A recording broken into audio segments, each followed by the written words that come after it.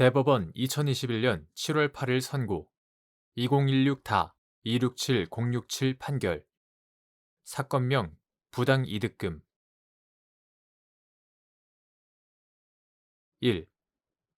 공사 도급계약의 해제 또는 해지 등의 사유로 수급인이 도중에 선급금을 반환하게 된 경우 별도의 상계 의사표시 없이 선급금이 미지급 기성공사 대금에 충당되는지 여부 원칙적 적급 도급인이 하수급인에게 하도급 대금을 직접 지급하는 사유가 발생하는 때에 해당 금원을 선급금 충당의 대상이 되는 기성공사 대금의 내역에서 제외하기로 하는 예외적 정산 약정을 한 경우 도급인이 미정산 선급금이 기성공사 대금에 충당되었음을 이유로 하도급 대금 지급 의무를 면할 수 있는지 여부 소급 선급금의 충당 대상이 되는 기성공사 대금의 내역에 관한 도급계약의 해석을 둘러싸고 이견이 발생한 경우 이를 해석하는 방법 및 예외적 정산 약정의 존재를 인정할 때 고려하여야 할 사항. 공사 도급계약에서 수수되는 이른바 선급금은 자금 사정이 좋지 않은 수급인이 자재 확보, 노임 지급 등의 어려움 없이 공사를 원활하게 진행할 수 있도록 도급인이 수급인에게 장차 지급할 공사 대금을 미리 지급하는 것으로서 구체적인 기성구에 대한 공사 대금이 아니라 전체 공사에 대한 공사 대금이다. 따라서 선급금이 지급된 후 계약의 해제 또는 해지 등의 사유로 수급인이 도중에 선급금을 반환하게 되었다면 특별한 사정이 없는 한 별도의 상계 의사 표시 없이 선급금이 그때까지 기성구에 해당하는 공사 대금 중 미지급액에 충당된다. 도급인은 나머지 공사 대금이 있는 경우 그 금액에 한하여 지급할 의무를 부담한다. 이때 선급금의 충당 대상이 되는 기성공사 대금의 내역을 어떻게 정할 것인지는 도급계약 당사자 사이의 약정에 따른다. 도급계약 당사자가 도급인이 하수급인에게 하도급 대금을 직접 지급하는 사유가 발생할 경우 이에 해당하는 금원을 선급금 충당의 대상이 되는 기성공사 대금의 내역에서 제외하기로 하는 예외적 정산 약정을 하였다면 도급인은 미정산 선급금이 기성공사 대금에 충당되었음을 이유로 하수급인에게 부담하는 하도급 대금 지급 의무를 면할 수 없다. 만약 선급금의 충당 대상이 되는 기성공사 대금의 내역에 관한 도급계약의 해석을 둘러싸고 이견이 발생한다면 그 해석은 문헌의 내용, 그와 같은 약정이 이루어진 동기와 경위, 약정에 의하여 달성하려는 목적, 당사자의 진정한 의사 등을 종합적으로 고찰하여 논리와 경험칙에 따라 합리적으로 해석해야 한다.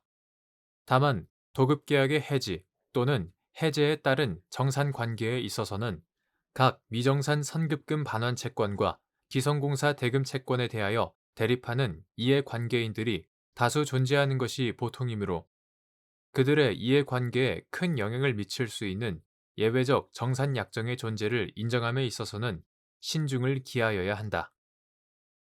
2. 선급금 반환에 관한 보증계약이 체결된 후 도급인이 수급인의 하수급 업자에 대한 하도급 대금 등을 직접 지급하기로 합의하고 하도급 대금을 선급금 충당의 대상이 되는 기성공사 대금의 내역에서 제외하기로 약정한 경우 보증의 효력이 미치는 범위 선급금 반환에 관한 보증계약을 체결한 보증인의 책임 범위도 도급계약 당사자 사이에 선급금의 충당 대상이 되는 기성공사 대금의 내역에 관한 약정에 따라 결정된다. 보증 및 보험의 일반 법리에 비추어 선급금 보증인의 책임 유무 및 범위는 선급금 보증계약 체결 당시에 도급계약상의 약정을 기준으로 판단하여야 하므로 선급금 보증계약이 체결된 후 도급인이 수급인의 하수급 업자에 대한 하도급 대금 등을 직접 지급하기로 합의하고 하도급 대금을 선급금 충당의 대상이 되는 기성공사 대금의 내역에서 제외하기로 약정함으로써 선급금 보증인의 책임이 가중된다면 그 범위 내에서는 보증의 효력이 미치지 않는다. 3. 국가가 갑 주식회사와 공사 도급 계약을 체결하면서 계약에서 정한 직접 지급 사유가 발생한 하도급 대금을 선급금 충당의 대상이 되는 기성공사 대금의 내역에서 제외하겠다는 취지의 예외적 정산 약정을 하였는데, 그 후 갑 회사와 건설공제조합이 선급금 보증 계약을 체결하였고, 하도급 거래 공정화에 관한 법률 제14조 제1항 제2호에 따라 국가가 하도급 대금을 하수급인들에게 직접 지급하기로 하는 직불 합의가 이루어진 사안에서 위 직불 합의로서 그 하도급 대금에 대하여 선급금 충당에 대한 예외적 정산 약정이 체결되었다고 볼 수 있으나, 선급금 보증 계약 체결 이후 이루어진 직불 합의에 따른 예외적 정산 약정은 선급금 보증인인 건설공제조합에 효력이 미치지 않는다고 한 사례.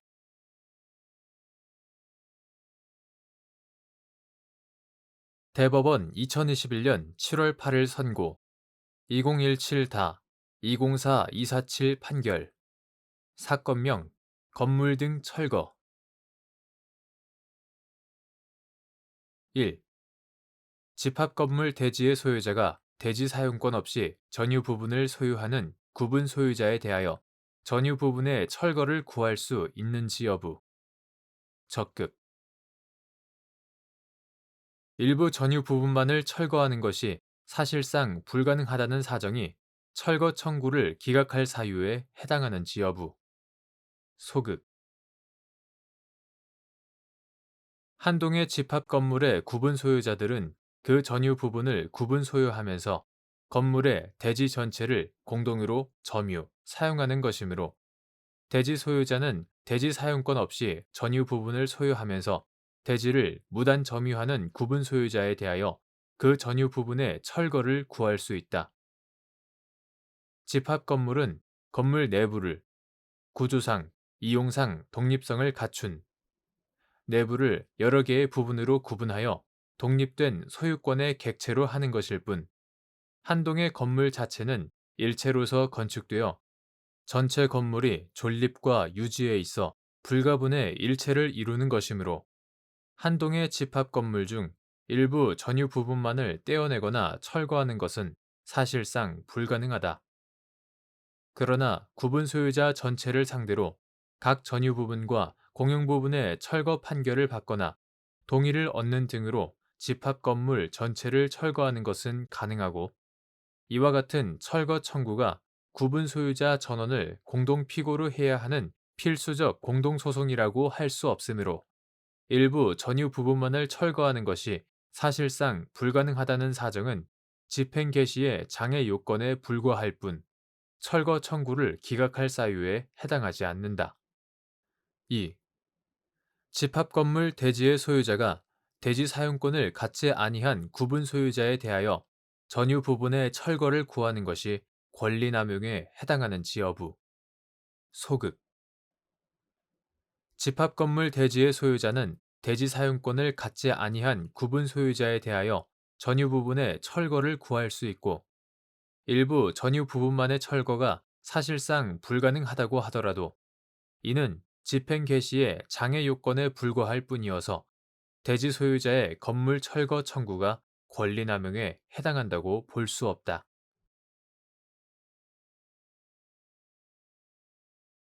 대법원 2021년 7월 8일 선고 2017다 218895 판결. 사건명 보험금. 1. 외국적 요소가 있는 법률 관계에 적용될 외국 법규의 내용을 확정하고 그 의미를 해석하는 방법. 외국 법규에 흠결이 있거나 그 존재에 관한 자료가 제출되지 아니하여 그 내용의 확인이 불가능한 경우 보충적으로 적용할 법원. 외국적 요소가 있는 법률 관계에 적용될 외국 법규의 내용을 확정하고 그 의미를 해석할 때는 외국법이 그 본국에서 현실로 해석, 적용되고 있는 의미와 내용에 따라 해석, 적용하여야 하고, 소송 과정에서 적용될 외국 법규에 흠결이 있거나 그 존재에 관한 자료가 제출되지 아니하여 그 내용의 확인이 불가능한 경우 법원으로서는 법원에 관한 민사상의 대원칙에 따라 외국관습법에 의할 것이며 외국관습법도 그 내용의 확인이 불가능하면 조리에 의하여 재판할 수밖에 없다. 2. 독립적 은행 보증의 의의와 특성. 독립적 은행 보증의 경우 보증인은 수익자가 제출하는 지급 청구서 및 첨부 서류가 보증서 등에서 정한 보증 조건에 문면상 일치하는지만을 심사하여 보증금 지급 여부를 결정하는지 여부. 원칙적 적극.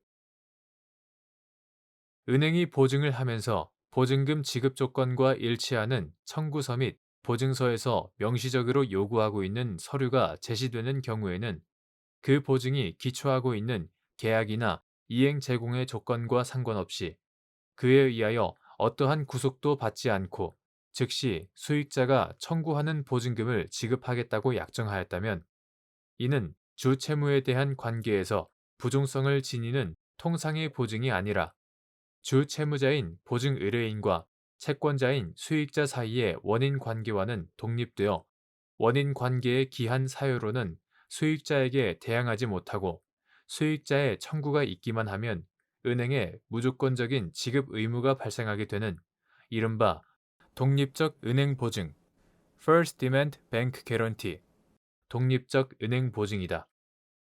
이러한 독립적 은행 보증의 보증인으로서는 수익자의 청구가 있기만 하면 보증 의뢰인이 수익자에 대한 관계에서 채무 불이행 책임을 부담하게 되는지를 불문하고 보증서에 기재된 금액을 지급할 의무가 있으며 이 점에서 독립적 은행 보증에는 수익자와 보증 의뢰인 사이의 원인 관계와 단절되는 추상성과 무인성이 있다.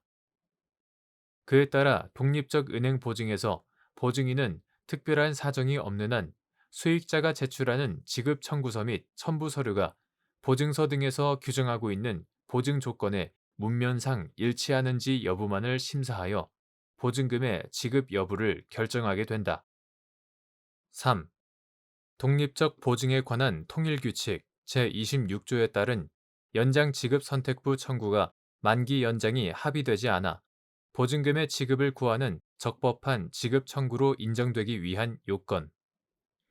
위 통일 규칙이 적용되는 독립적 은행 보증에서 보증금 지급 청구의 요건으로 단순 청구, simple demand, 단순 청구라는 문구가 기재되어 있으나 명시적으로 위 통일 규칙 제20조의 적용을 배제하거나 제한하고 있지는 않은 경우 위 통일 규칙 제20조에 정한 지급 청구의 요건이 충족되어야 하는지 여부. 적극. 연장 지급 선택부 Extend or Pay 청구는 독립적 은행 보증에서 만기 전에 수익자가 보증인에 대하여 해당 보증서의 보증 기간을 연장하거나 그렇지 않을 경우 만기 시에 그 청구를 적법한 청구로 보고 해당 보증금을 지급하라는 취지로 한 조건부 의사표시에 해당한다. 독립적 보증에 관한 통일 규칙 Uniform Rules for Demand Guarantees ICC Publication No. 458 이하 청구 보증 통일 규칙이라 한다. 제26조 참조 연장 지급 선택부 청구가 만기 연장이 합의되지 않아 보증금의 지급을 구하는 적법한 지급 청구로 인정되기 위해서는 그 청구가 보증의 유효 기간 내에 이루어져야 하고 보증서와 청구 보증 통일 규칙에서 정한 지급 청구의 요건을 충족하여야 한다. 그리고 청구 보증 통일 규칙 제20조 C항은 보증서의 조건에서 명시적으로 배제하지 않는 한 서면에 의한 보강 진술을 내용으로 하는 제20조가 적용된다고 규정하고 있다. 이에 의하면 청구보증 통일규칙이 적용되는 독립적 은행 보증에서 보증금 지급 청구의 요건으로 단순 청구, 심플 디맨드, 단순 청구라는 문구가 기재되어 있더라도 명시적으로 청구 보증 통일 규칙 제20조의 적용을 배제하거나 제한하지 않는 한 청구 보증 통일 규칙 제20조에 정한 지급 청구의 요건 또한 충족되어야 한다.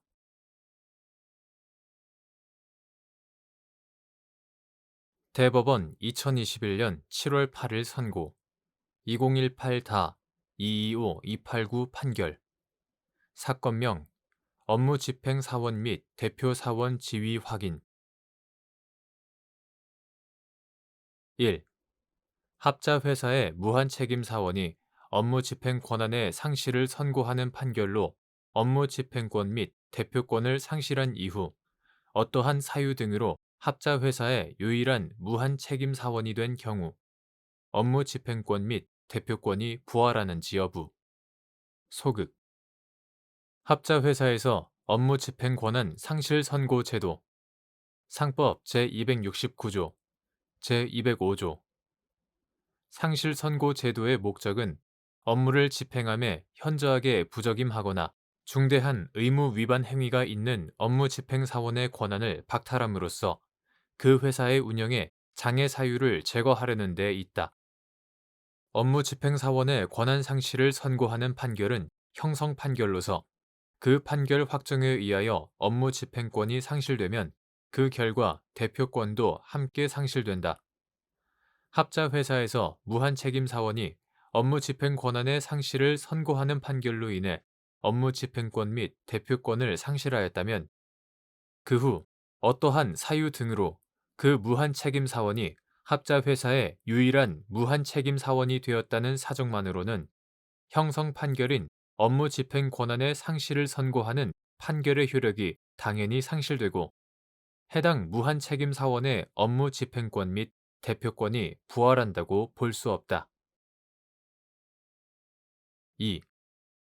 합자회사에서 무한책임 사원들만으로 업무집행사원이나 대표사원을 선임하도록 정한 정관 규정의 효력, 유효. 업무집행 권한의 상실을 선고하는 판결로 업무집행권 및 대표권을 상실한 무한책임사원이 이후 다른 무한책임사원의 사망 등으로 유일한 무한책임사원이 된 경우 위 정관을 근거로 단독으로 의결권을 행사하여 자신을 업무집행사원이나 대표사원으로 선임할 수 있는지 여부, 소극, 및 이 경우 해당 무한책임사원이 업무집행사원 등에 선임될 수 있는 방법, 유한책임사원을 포함한 총사원의 동의, 합자회사에서 업무집행 권한의 상실을 선고받은 무한책임사원이 다시 업무집행권이나 대표권을 갖기 위해서는 정관이나 총사원의 동의로 새로 그러한 권한을 부여받아야 한다. 상법 제273조, 제269조, 제201조 제1항, 제207조. 합자회사에서 무한책임 사원들만으로 업무집행 사원이나 대표 사원을 선임하도록 정한 정관의 규정은 유효하고 그 후의 사정으로 무한책임 사원이 1인이 된 경우에도 특별한 사정이 없는 한 여전히 유효하다. 다만 유한책임사원의 청구에 따른 법원의 판결로 업무집행 권한의 상실을 선고받아 업무집행권 및 대표권을 상실한 무한책임사원이 이후 다른 무한책임사원이 사망하여 퇴사하는 등으로 유일한 무한책임사원이 된 경우에는 업무집행 권한을 상실한 무한책임사원이 위 정관을 근거로 단독으로 의결권을 행사하여 자신을 업무집행사원이나 대표사원으로 선임할 수는 없다고 봄이 옳다. 이렇게 해석하는 것이 판결에 의한 업무집행 권한 상실 선고 제도의 취지와 유한책임사원의 업무 감시권의 보장 및 신의칙 등에 부합한다. 결국 이러한 경우에는 유한책임사원을 포함한 총사원의 동의에 의해서만 해당 무한책임사원이 업무집행사원이나 대표사원으로 선임될 수 있을 뿐이다.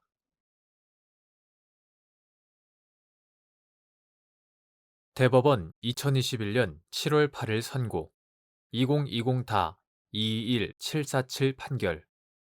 사건명 공사대금. 1. 국가를 당사자로 하는 계약에 관한 법률 제21조 국가를 당사자로 하는 계약에 관한 법률 시행령 제69조 제2항에 규정된 장기 계속 공사 계약에서 이른바 총괄 계약의 의미 및 효력. 국가를 당사자로 하는 계약에 관한 법률 2020년 6월 9일 법률 제17339호로 개정되기 전의 것. 제21조 국가를 당사자로 하는 계약에 관한 법률 시행령 제69조 제2항에 규정된 장기 계속 공사 계약은 총 공사 금액 및 총 공사 기간에 관하여 별도의 계약을 체결하고 다시 개개의 사업 연도별로 계약을 체결하는 형태가 아니라 우선 1차 년도에 제1차 공사에 관한 계약을 체결하면서 총 공사 금액과 총 공사 기간을 부기하는 형태로 이루어진다. 제1차 공사에 관한 계약 체결 당시 부기된 총 공사 금액 및 총 공사 기간에 관한 합의를 통상 총괄 계약이라 칭하고 있는데 이러한 총괄 계약은 그 자체로 총 공사 금액이나 총 공사 기간에 대한 확정적인 의사의 합치에 따른 것이 아니라 각 차수별 계약의 체결에 따라 연동된다. 즉, 총괄 계약은 전체적인 사업의 규모나 공사 금액, 공사 기간 등에 관하여 잠정적으로 활용하는 기준으로서 구체적으로는 계약 상대방이 각 연차별 계약, 차수별 계약, 연차별 계약을 체결할 지위에 있다는 점과 계약의 전체 규모는 총괄 계약을 기준으로 한다는 점에 관한 합의라고 보아야 한다. 따라서 총괄 계약의 효력은 계약 상대방의 결정, 계약 이행 의사의 확정, 계약 단가 등에만 미칠 뿐이고 계약 상대방이 이행할 급부의 구체적인 내용, 계약 상대방에게 지급할 공사 대금의 범위, 계약의 이행 기간 등은 모두 연차별 계약을 통하여 구체적으로 확정된다. 2. 가집행 선고의 실효를 조건으로 하는 가지급물의 원상 회복 및 손해배상 채권이 회생 채권에 해당하기 위한 요건. 회생 채권에 관한 소에서 회생 채권의 신고 여부가 법원의 직권 조사 사항인지 여부. 적극. 가집행 선고의 실효를 조건으로 하는 가지급물의 원상 회복 및 손해배상 채권.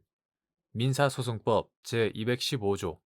손해배상 채권은 그 채권 발생의 원인인 가지급물의 지급이 회생 절차 개시 전에 이루어진 것이라면 조건부 채권으로서 회생 채권에 해당하고 한편 신고하지 아니한 회생 채권은 회생 계획 인가 결정이 있는 때에는 실권되며 이와 같이 실권된 회생 채권은 그 후 회생 절차가 폐지되더라도 부활하지 아니하므로 그 확정을 구하는 소는 소의 이익이 없어 부적법하다. 따라서 회생 채권에 관한 소에서 회생 채권의 신고 여부는 소송 요건으로서 직권조사 사항이므로 당사자의 주장이 없더라도 법원이 이를 직권으로 조사하여 판단하여야 하고 사실심 변론 종결 후에 소송 요건이 흠결되는 사정이 발생한 경우 상고심에서 이를 참작하여야 한다. 3. 총괄 계약에서 정한 총공사 기간의 연장을 이유로 한 계약금액 조정 신청이 적법한 계약금액 조정 신청인지 여부, 소급 및 공사기간 연장을 이유로 한 조정 신청을 당해 연차별 공사기간의 연장에 대한 공사금액 조정 신청으로 인정하기 위한 요건.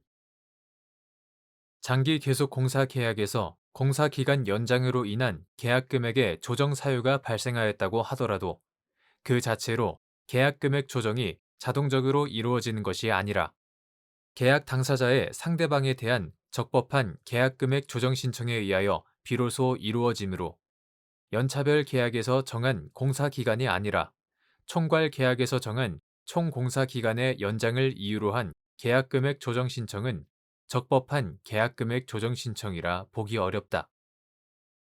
공사기간 연장을 이유로 한 조정 신청을 당해 연차별 공사기간의 연장에 대한 공사금액 조정 신청으로 인정할 수 있으려면 연차별 계약의 최종 기성대가 또는 준공대가의 지급이 이루어지기 전에 계약금액 조정 신청을 마치는 등 당해 연차별 신청의 요건을 갖추어야 하고 조정 신청서에 기재된 공사 연장 기간이 당해 차수로 특정되는 등 조정 신청의 형식과 내용, 조정 신청의 시기, 조정금액 산정 방식 등을 종합하여 볼 때 객관적으로 연차별 공사 기간 연장에 대한 조정 신청 의사가 명시되었다고 볼 수 있을 정도에 이르러야 한다.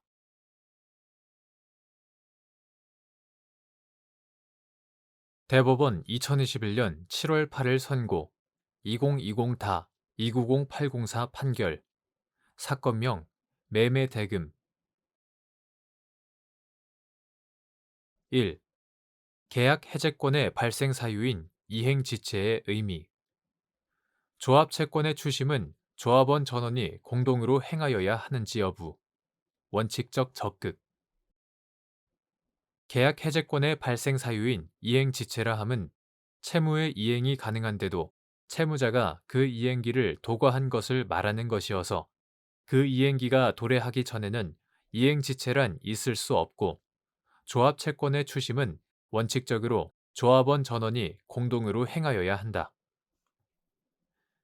2.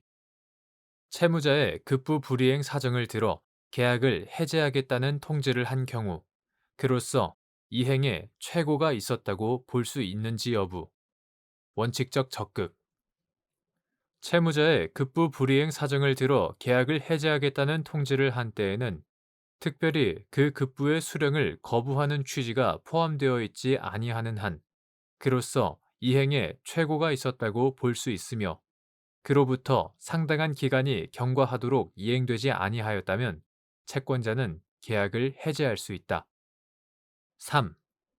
매매 계약이 해제된 경우 매수인이 목적물을 인도받아 사용하였다면 사용이익 반환 의무를 부담하는지 여부, 적극 및 이때 반환하여야 할 사용이익의 범위, 매수인이 점유, 사용한 기간 동안의 임료 상당액, 매매 계약이 해제된 경우에 매수인이 목적물을 인도받아 사용하였다면 원상 회복으로서 그 목적물을 반환하는 외에 그 사용 이익을 반환할 의무를 부담하고 여기에서 사용 이익의 반환 의무는 부당 이득 반환 의무에 해당하므로 특별한 사정이 없는 한 매수인이 점유, 사용한 기간 동안 그 재산으로부터 통상 수익할 수 있을 것으로 예상되는 이익, 즉 임료 상당액을 매수인이 반환하여야 할 사용 이익으로 보아야 한다.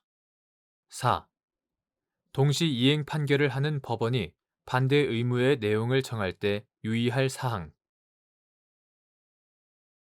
동시 이행 판결의 반대 의무 이행 또는 이행 제공은 집행 개시의 요건으로서 채권자가 이를 증명하는 방법에는 제한이 없으나 반대 의무의 내용이 특정되지 아니하여 반대 의무의 이행 또는 이행 제공을 증명할 수 없는 경우에는 강제 집행을 할 수 없게 되어 결국 채권자는 강제 집행을 위해 동일한 청구의 소를 다시 제기하여야 하므로 동시 이행 판결을 하는 법원으로서는 반대 의무의 내용을 명확하게 특정하여야 하고 자칫 이를 가볍게 여겨 강제 집행에 지장이 생김으로써 무익한 절차의 반복을 하게 하는 것은 아닌지 여부 등을 확인할 필요가 있다.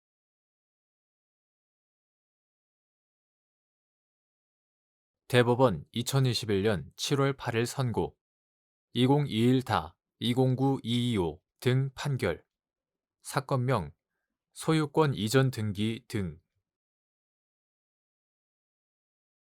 1.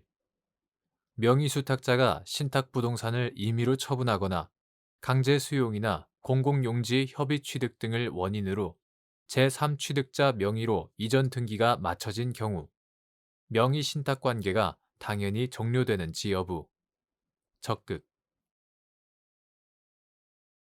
부동산 실권리자 명의 등기에 관한 법률 제4조 제3항에 따르면 명의 수탁자가 신탁부동산을 임의로 처분하거나 강제 수용이나 공공용지 협의 취득 등을 원인으로 제3취득자 명의로 이전 등기가 맞춰진 경우 특별한 사정이 없는 한 제3취득자는 유효하게 소유권을 취득한다. 그리고 이 경우 명의신탁관계는 당사자의 의사표시 등을 기다릴 필요 없이 당연히 종료되었다고 볼 것이지 주택 재개발 정비 사업으로 인해 분양받게 될 대지 또는 건축시설물에 대해서도 명의신탁관계가 그대로 존속한다고 볼 수 없다. 2.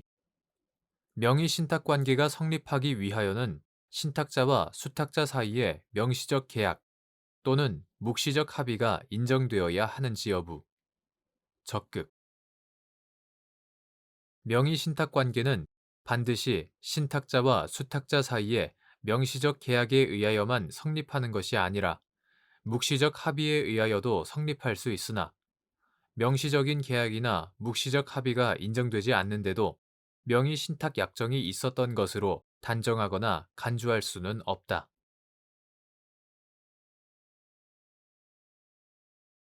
대법원 2021년 7월 15일 선고 2016-25393 판결 사건명 상표 및 상호 사용 금지 1. 인터넷 주소 자원에 관한 법률 제12조에 따라 도메인 이름의 등록 말소 또는 등록 이전을 청구하는 자에게 정당한 권한이 있다고 인정하기 위한 요건. 위 규정에서 정한 부정한 목적이 있는 행위에 정당한 권한이 있는 자의 도메인 이름의 등록을 방해하는 행위 등과 같이 부당한 이득과 직접 관련되지 않는 행위도 포함되는지 여부. 적극 및 부정한 목적이 있는지 판단하는 기준. 인터넷 주소 자원에 관한 법률 제12조는 다음과 같이 부정한 목적으로 도메인 이름 등의 등록 등을 금지하고 그 구제 수단을 정하고 있다. 누구든지 정당한 권한이 있는 자의 도메인 이름 등의 등록을 방해하거나 정당한 권한이 있는 자로부터 부당한 이득을 얻는 등 부정한 목적으로 도메인 이름 등을 등록, 보유 또는 사용하여서는 안 된다. 제1항 정당한 권한이 있는 자는 이를 위반하여 도메인 이름 등을 등록, 보유 또는 사용한 자가 있으면 법원에 그 도메인 이름 등의 등록 말소 또는 등록 이전을 청구할 수 있다. 제2항 도메인 이름의 등록 말소 또는 등록 이전을 청구하는 자에게 정당한 권한이 있다고 하려면 도메인 이름과 동일 또는 유사한 성명, 상호, 상표, 서비스표, 그 밖의 표지, 이하 대상 표지라고 한다. 대상 표지를 타인이 도메인 이름으로 등록하기 전에 국내 또는 국외에서 이미 등록하였거나 상당 기간 사용해 오고 있는 등으로 도메인 이름과 사이에 밀접한 연관 관계를 형성하는 한편 도메인 이름을 대가의 지급 없이 말소하게 하거나 이전을 받는 것이 정의관념에 비추어 합당하다고 인정할 수 있을 만큼 직접적 관련성이 있고 그에 대한 보호 필요성도 충분하다는 사정이 있어야 한다. 또한 부정한 목적이 있는 행위는 정당한 권한이 있는 자로부터 부당한 이득을 얻는 행위뿐만 아니라 도메인 이름의 등록을 방해하는 행위 등과 같이 부당한 이득과 직접 관련되지 않는 행위도 포함한다. 이러한 부정한 목적이 있는지는 정당한 권한이 있는 자의 대상 표지에 관한 인식도 또는 창작성의 정도, 도메인 이름과 대상 표지의 동일, 유사성의 정도, 도메인 이름을 등록, 보유 또는 사용한 사람이 대상 표지를 알고 있었는지 여부, 도메인 이름을 판매, 대여하여 경제적 이익을 얻고자 한 전력이 있는지 여부, 도메인 이름에 의한 웹사이트의 개설과 웹사이트의 실질적인 운영 여부, 웹사이트상의 상품 또는 서비스업 등과 대상 표지가 사용된 상품 또는 서비스업 등의 동일, 유사성 또는 경제적 결련 관계의 유무, 대상 표지에 화체되어 있는 신용과 고객 흡입력으로 인터넷 사용자들이 웹사이트로 유인되고 있는지 여부, 그 밖에 도메인 이름의 등록, 보유 또는 사용을 둘러싼 여러 사정 등을 종합적으로 고려하여 판단하여야 한다. 2. 도메인 이름에 관하여 정당한 권한이 있는 자가 도메인 이름에 관한 권리를 침해하고 있거나 침해할 우려가 있는 자를 상대로 침해의 우려가 있는 행위의 금지 또는 예방을 청구할 수 있는지 여부, 적극 및 이를 판단하는 기준. 인터넷 주소 자원에 관한 법률 제12조에 따르면 도메인 이름에 관하여 정당한 권한이 있는 자는 도메인 이름 등의 등록을 방해하거나 부정한 목적으로 도메인 이름을 등록, 보유 또는 사용한 자에 대하여 도메인 이름의 등록 말소 또는 등록 이전을 청구할 수 있다. 나아가 도메인 이름에 관하여 정당한 권한이 있는 자는 도메인 이름에 관한 권리를 침해하고 있거나 이후 도메인 이름을 직접 등록, 보유 또는 사용하여 도메인 이름에 관한 권리를 침해할 우려가 있는 자에 대하여 침해의 우려가 있는 행위의 금지 또는 예방을 청구할 수 있다. 이때 위와 같은 행위의 금지 또는 예방 청구를 할 수 있는지는 침해 행위의 양태, 피침해 이익의 성질과 그 정도에 비추어 위법성이 인정되는지 여부와 함께 침해가 이루어진 후에는 손해배상만으로 피해 회복의 실효성을 기대하기 어려운지 여부와 침해의 우려가 있는 행위를 금지 또는 예방함으로써 보호되는 권리자의 이익이 그로 인하여 발생하는 침해자의 손실보다 더 크다고 볼 수 있는지 여부를 종합적으로 고려하여 판단하여야 한다. 3. 상법 제23조 제1항에서 정한 타인의 영업으로 오인할 수 있는 상호에 해당하는지 판단하는 기준. 위 규정에서 정한 부정한 목적의 의미 및 이를 판단하는 기준. 상법 제23조 제1항에서는 누구든지 부정한 목적으로 타인의 영업으로 오인할 수 있는 상호를 사용하지 못한다고 정하고 있다. 어떤 상호가 타인의 영업으로 오인할 수 있는 상호에 해당하는지를 판단할 때에는 두 상호 전체를 비교 관찰하여 각 영업의 성질이나 내용, 영업 방법, 수요자층 등에서 서로 밀접한 관련을 가지고 있는 경우로서 일반인이 두 업무의 주체가 서로 관련이 있는 것으로 생각하거나 또는 타인의 상호가 현저하게 널리 알려져 있어 일반인으로부터 기업의 명성으로 견고한 신뢰를 획득한 경우에 해당하는지를 종합적으로 고려하여야 한다. 또한 부정한 목적은 어느 명칭을 자기의 상호로 사용함으로써 일반인으로 하여금 자기의 영업을 그 명칭으로 표시된 타인의 영업으로 오인하게 하여 부당한 이익을 얻으려 하거나 타인에게 손해를 가하려고 하는 등의 부정한 의도를 말한다. 부정한 목적이 있는지는 상인의 명성이나 신용, 영업의 종류, 규모, 방법, 상호 사용의 경위 등 여러 사정을 종합하여 판단하여야 한다. 4. 갑 주식회사의 대표이사와 을이 체결한 자산 매매 계약 등에 따라 갑 회사가 사용하는 상호, 굿 옥션과 같은 명칭의 병 주식회사가 설립되어 갑 회사의 유, 무형 자산 일체를 인수받아 영업을 시작하였고 갑 회사가 병 회사에 이전한 도메인 이름은 정 앞으로 등록 이전되어 병 회사가 사용하고 있는데 그 후 주주총회 특별 결의 없이 체결한 위 계약이 무효라는 취지의 판결이 선고, 확정되었으나 병 회사가 위 상호와 도메인 이름을 계속 사용하고 있는 사안에서 갑 회사의 정에 대한 도메인 이름 등록 이전 청구와 병 회사에 대한 도메인 이름의 인터넷 웹사이트 주소 사용 행위의 금지 및 상호 사용 금지 청구를 배척한 원심 판단에 법리 오해 등의 잘못이 있다고 한 사례.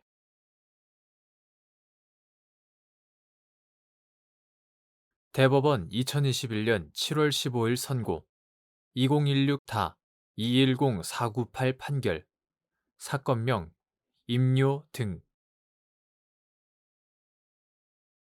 1. 공동상속인 중에 피상속인으로부터 재산의 생전증여로 민법 제1008조의 특별수익을 받은 사람이 있는 경우 증여가 상속 개시 1년 이전의 것인지 또는 당사자 쌍방이 유류분 권리자에게 손해를 가할 것을 알고서 하였는지와 관계없이 증여를 받은 재산이 유류분 산정을 위한 기초재산에 산입되는지 여부 적극 유류분에 관한 민법 제1118조에 따라 준용되는 민법 제1008조는 특별수익자의 상속분에 관하여 공동상속인 중에 피상속인으로부터 재산의 증여 또는 유증을 받은 자가 있는 경우에 그 수증 재산이 자기의 상속분에 달하지 못한 때에는 그 부족한 부분의 한도에서 상속분이 있다라고 정하고 있다. 공동상속인 중에 피상속인으로부터 재산의 생전 증여로 민법 제1108조의 특별 수익을 받은 사람이 있으면 민법 제1114조가 적용되지 않으므로 그 증여가 상속 개시 1년 이전의 것인지 여부 또는 당사자 쌍방이 유류분 권리자의 손해를 가할 것을 알고서 하였는지 여부와 관계없이 증여를 받은 재산이 유류분 산정을 위한 기초재산에 산입된다. 2. 상속분 양도의 의미 및 공동상속인이 다른 공동상속인에게 무상으로 자신의 상속분을 양도한 경우 그 상속분이 양도인 사망으로 인한 상속에서 유류분 산정을 위한 기초재산에 산입되는지 여부. 적극 상속분 양도는 상속재산 분할 전에 적극재산과 소극재산을 모두 포함한 상속재산 전부에 관하여 공동상속인이 가지는 포괄적 상속분, 즉 상속인 지위의 양도를 뜻한다.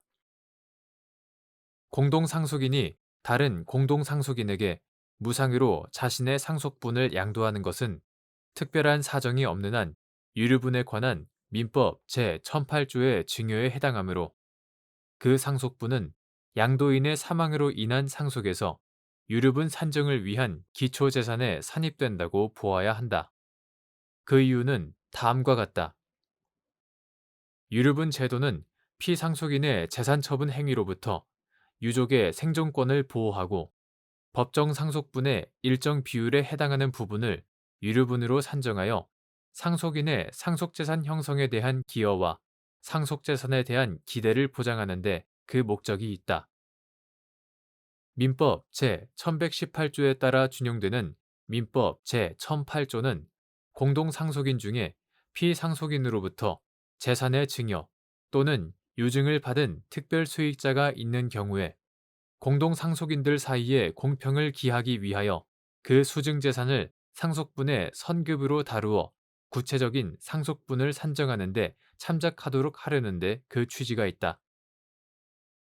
이러한 유류분 제도의 입법 목적과 민법 제1008조의 취지에 비추어 보면 유류분 산정의 기초재산에 산입되는 증여에 해당하는지 여부를 판단할 때에는 피상속인의 재산처분 행위의 법적 성질을 형식적, 추상적으로 파악하는 데 그쳐서는 안 되고 재산처분 행위가 실질적인 관점에서 피상속인의 재산을 감소시키는 무상처분에 해당하는지 여부에 따라 판단하여야 한다.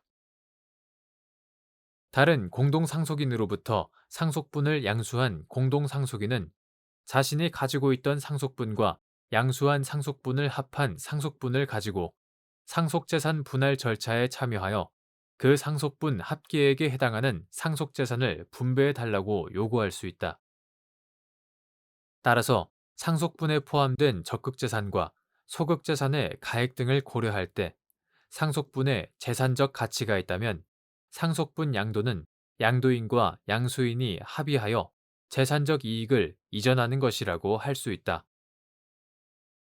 상속재산 분할이 상속이 개시된 때 소급하여 효력이 있다고 해도 민법 제1015조 본문 위와 같이 해석하는데 지장이 없다.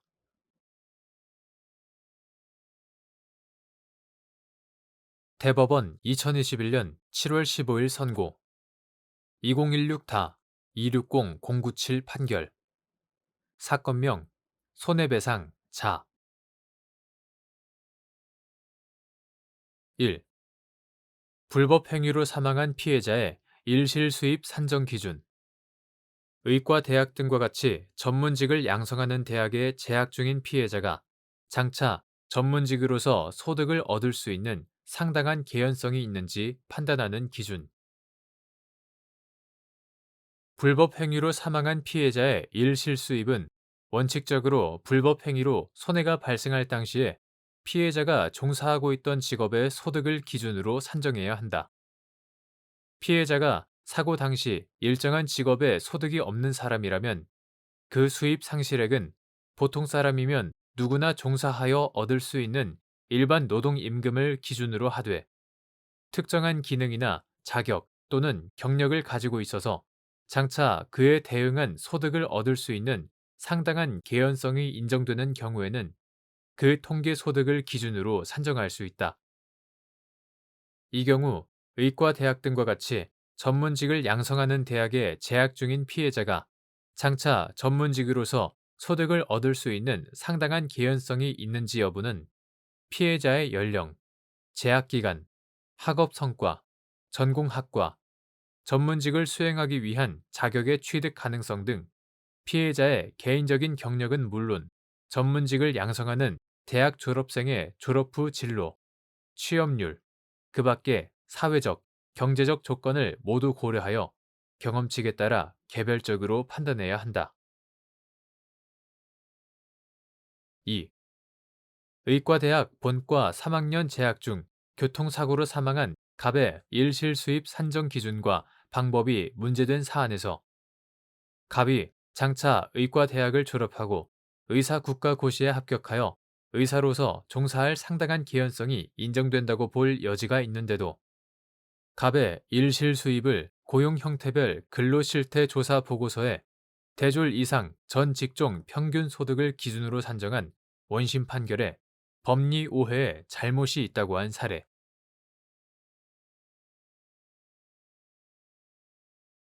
대법원 2021년 7월 15일 선고 2018다 214-210 판결 사건명 계약금 반환 등 1. 채무자가 계약을 이행하지 않을 의사를 명백히 표시한 경우 채권자는 이행기 전이라도 이행의 최고 없이 채무자의 이행 거절을 이유로 계약을 해지하거나 손해배상을 청구할 수 있는지 여부, 적극 및 이때 채무자가 계약을 이행하지 않을 의사를 명백히 표시하였는지 판단하는 기준. 민법 제390조는 채무불이행과 손해배상이라는 제목으로 채무자가 채무의 내용에 조친 이행을 하지 아니한 때에는 채권자는 손해배상을 청구할 수 있다. 그러나 채무자의 고의나 과실 없이 이행할 수 없게 된 때에는 그러하지 아니하다 라고 정하여 채무불이행에 관한 일반 조항 주의를 채택하고 있다. 민법 제544조는 이행지체와 해제라는 제목으로 당사자 일방이 그 채무를 이행하지 아니하는 때에는 상대방은 상당한 기간을 정하여 그 이행을 최고하고 그 기간 내에 이행하지 아니한 때에는 계약을 해제할 수 있다. 그러나 채무자가 미리 이행하지 아니할 의사를 표시한 경우에는 최고를 요하지 아니한다 라고 정하고 있다. 채무자가 채무의 이행을 지체하고 있는 상태에서 이행 거절 의사를 표시한 경우에는 채권자는 그 이행을 최고하지 않고 계약을 해지할 수 있음은 분명하다. 여기에서 나아가 계약상 채무자가 계약을 이행하지 않을 의사를 명백히 표시한 경우에는 채권자는 이행기 전이라도 이행의 최고 없이 채무자의 이행 거절을 이유로 계약을 해지하거나 채무자를 상대로 손해배상을 청구할 수 있다. 이때 채무자가 계약을 이행하지 않을 의사를 명백히 표시하였는지는 계약 이행에 관한 당사자의 행동과 계약 전후의 구체적인 사정 등을 종합적으로 살펴서 판단하여야 한다. 위와 같은 이행 거절로 인한 계약 해제의 경우에는 채권자의 최고도 필요하지 않고 동시 이행 관계에 있는 자기 채무의 이행 제공도 필요하지 않아 이행 지체를 이유로 한 계약 해제와 비교할 때 계약 해제의 요건이 완화되어 있으므로 이행 거절 의사가 명백하고 종국적인 것으로 볼 수 있어야 한다. 명시적으로 이행 거절 의사를 표명하는 경우 외에 계약 당시 또는 그 후에 여러 사정을 종합하여 묵시적 이행 거절 의사를 인정하기 위해서는 그 거절 의사가 정황상 분명하게 인정되어야 한다. 2. 갑과 을이 오피스텔을 임차하는 계약을 체결하면서 특약 사항으로 갑이 을에게 바닥 난방 공사를 해주기로 정하였는데 갑이 바닥 난방 공사 대신 카펫이나 전기 패널 등 다른 방식으로 난방을 할 것을 제안하자 을이 갑에게 최종적으로 바닥 공사는 카펫과 전기 패널 아니면 공사 안 되는 거죠 라고 확인 문자를 보낸 후에 곧바로 계약 해제를 통보한 사안에서 갑에게 명백한 이행 거절 의사가 인정되지 않는다고 볼 여지가 있는데도 이와 달리 본 원심 판결에 법리 오해 등의 잘못이 있다고 한 사례.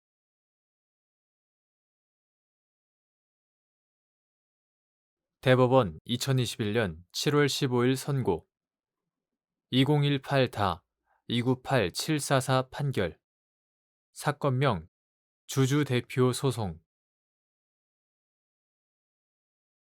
1. 자본금 감소를 위한 주식 소각 절차에 하자가 있고 이사가 주식 소각 과정에서 법령을 위반하여 회사에 손해를 끼친 사실이 인정되는 경우 감자 무효 판결의 확정 여부와 관계없이 상법 제399조 제1항에 따라 회사에 대하여 손해배상 책임을 부담하는지 여부 적극 이사가 고의 또는 과실로 법령 또는 정관에 위반한 행위를 하거나 그 임무를 게을리한 경우에는 그 이사는 회사에 대하여 연대하여 손해를 배상할 책임이 있다. 상법 제399조 제1항 이사가 임무를 수행함에 있어서 법령을 위반한 행위를 한 때에는 그 행위 자체가 회사에 대하여 채무 불이행에 해당하므로 그로 인하여 회사에 손해가 발생한 이상 특별한 사정이 없는 한 손해배상 책임을 면할 수 없다. 자본금 감소를 위한 주식 소각 절차에 하자가 있다면 주주 등은 자본금 감소로 인한 변경 등기가 된 날부터 6개월 내에 소로서만 무효를 주장할 수 있다. 상법 제445조. 그러나 이사가 주식 소각 과정에서 법령을 위반하여 회사에 손해를 끼친 사실이 인정될 때에는 감자 무효의 판결이 확정되었는지 여부와 관계없이 상법 제399조 제1항에 따라 회사에 대하여 손해배상 책임을 부담한다. 2. 상법 제403조 제2항에 따른 서면에 기재되어야 하는 이유에 책임 추궁 대상 이사, 책임 발생 원인 사실에 관한 내용이 포함되어야 하는지 여부, 적극 및 서면에 책임 추궁 대상 이사의 성명이 기재되어 있지 않거나 책임 발생 원인 사실이 다소 개략적으로 기재되어 있더라도 회사가 서면에 기재된 내용, 회사 보유 자료 등을 종합하여 이를 구체적으로 특정할 수 있는 경우 그 서면은 상법 제403조 제2항에서 정한 요건을 충족하였다고 보아야 하는지 여부, 적극 만약 회사가 이사의 책임을 추궁하지 않는다면 발행 주식의 총수의 100분의 1 이상에 해당하는 주식을 가진 주주는 회사를 위하여 직접 이사의 책임을 추궁할 소를 제기할 수 있다. 상법 제403조 제3항 주주는 소를 제기하기 전에 먼저 회사에 대하여 소의 제기를 청구해야 하는데 이 청구는 이유를 기재한 서면, 이하 제소 청구서라 한다. 제소 청구서로 하여야 한다. 상법 제403조 제1항, 제2항 제소 청구서에 기재되어야 하는 이유에는 권리 귀속 주체인 회사가 제소 여부를 판단할 수 있도록 책임 추궁 대상 이사, 책임 발생 원인 사실에 관한 내용이 포함되어야 한다. 다만 주주가 언제나 회사의 업무 등에 대해 정확한 지식과 적절한 정보를 가지고 있다고 할 수는 없으므로 제소 청구서에 책임 추궁 대상 이사의 성명이 기재되어 있지 않거나 책임 발생 원인 사실이 다소 개략적으로 기재되어 있더라도 회사가 제소 청구서에 기재된 내용, 이사회 의사록 등 회사 보유 자료 등을 종합하여 책임 추궁 대상 이사, 책임 발생 원인 사실을 구체적으로 특정할 수 있다면 그 제소 청구서는 상법 제403조 제2항에서 정한 요건을 충족하였다고 보아야 한다. 3. 주주가 대표 소송에서 주장한 이사의 손해배상 책임이 상법 제403조 제2항에 따른 서면에 적시된 것과 차이가 있으나 위 서면의 책임 발생 원인 사실을 기초로 하면서 법적 평가만을 달리한 것인 경우 그 대표 소송이 적법한지 여부, 적극. 주주가 대표 소송 계속 중에 위와 같은 청구를 추가할 수 있는지 여부, 적극. 주주가 아예 상법 제403조 제2항에 따른 서면, 이하 제소 청구서라 한다. 제소 청구서를 제출하지 않은 채 대표 소송을 제기하거나 제소 청구서를 제출하였더라도 대표 소송에서 제소 청구서에 기재된 책임 발생 원인 사실과 전혀 무관한 사실관계를 기초로 청구를 하였다면 그 대표 소송은 상법 제403조 제4항의 사유가 있다는 등의 특별한 사정이 없는 한 부적법하다. 반면 주주가 대표 소송에서 주장한 이사의 손해배상 책임이 제소 청구서에 적시된 것과 차이가 있더라도 제소 청구서의 책임 발생 원인 사실을 기초로 하면서 법적 평가만을 달리한 것에 불과하다면 그 대표 소송은 적법하다.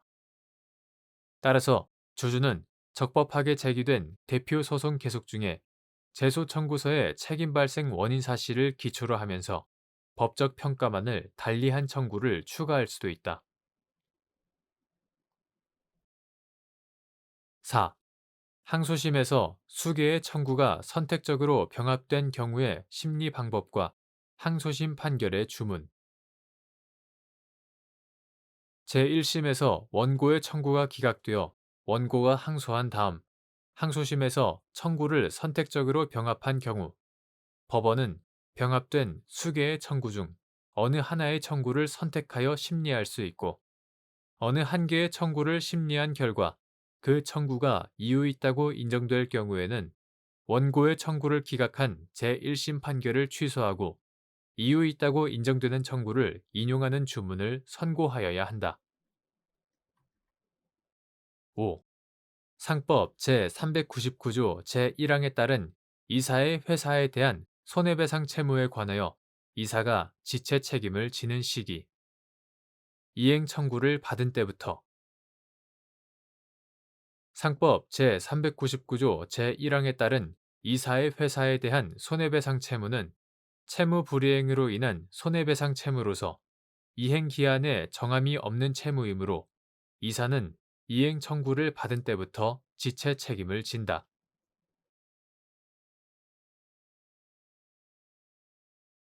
대법원 2021년 7월 15일 선고 2019-269385 판결 사건명 대부료 반환